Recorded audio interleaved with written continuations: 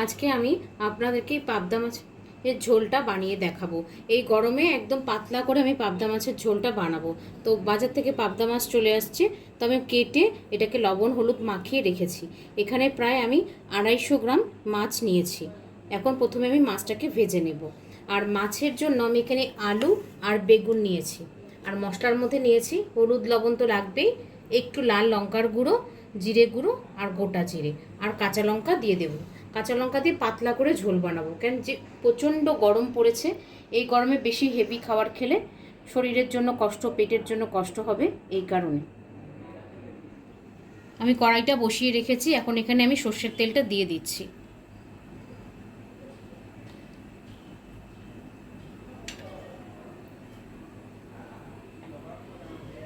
তেলটা গরম হয়ে গেছে, এখন আমি মাছগুলো দিয়ে দিচ্ছি।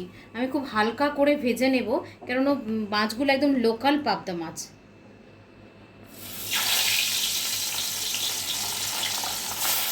আমি দুটো দুটো করে মাছ ভেজে নেব, না হলে মাছগুলো ভেঙে যাবে। এইভাবে আমি সবগুলো মাছ ভেজে তুলে নিয়েছি। এখন কড়াইতে যতটুকু তেল আছে, পাতলা ঝোল হবে বলে আমি বেশি তেল দিচ্ছি না, এতটুকুর মধ্যে আমি মাছটা বসিয়ে নেব। তো প্রথমে আমি তেলের মধ্যে জিরেটা দিয়ে দিচ্ছি ফোড়নের জন্য।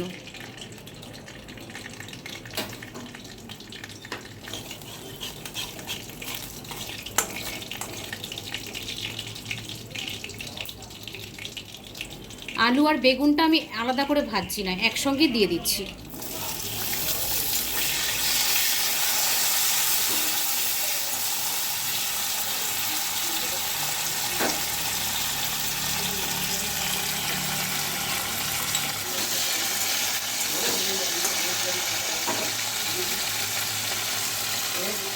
আলু আর বেগুনটা আমি তেলের মধ্যে ভালো করে ভেজে নিয়েছি। এখন আমি সব মশলাগুলো দিয়ে দিচ্ছি। প্রথমে লবণ দিয়ে দিচ্ছি, হলুদ গুঁড়ো, জিরে পাউডার, একটু লাল লঙ্কার গুঁড়ো আর সামান্য একটু জল দিয়ে দিচ্ছি। কাঁচা লঙ্কাটা আমি সবার পরে দেব।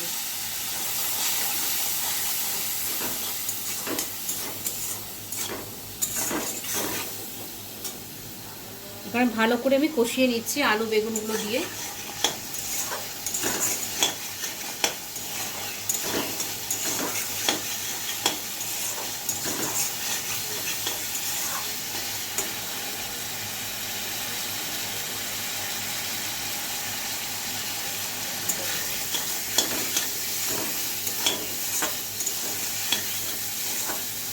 মশলাগুলোর মধ্যে ভালো করে আমি কষিয়ে নিয়েছি। এখন আমি জল দিয়ে দিচ্ছি।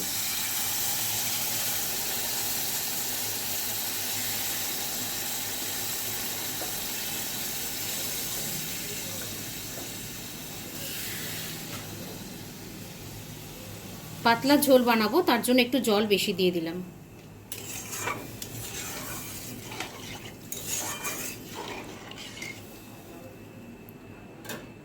এখন আমি এখানে আলুটা আর বেগুনটা দিয়ে দেব। আলু বেগুনটা কিছুক্ষণ সময়ের জন্য আমি ঢেকে রাখবো। ভালো করে ফুটে গেলে আলুটা সেদ্ধ যখন হয়ে যাবে, তারপরে আমি মাছগুলো দিয়ে নামিয়ে নেব। আপনারাও সবাই বাড়িতে এরকম হালকা পাতলা খাবেন, কারণ যেহেতু আমাদের গরম, প্রতিনিয়ত গরম বেড়ে চলছে। সবাই সুস্থ থাকবেন, ভালো থাকবেন। ঝোলটা পুরো ফুটে গেছে, এখন আমি এখানে মাছগুলো দিয়ে দিচ্ছি। মাছগুলোকে দিয়ে দিচ্ছি।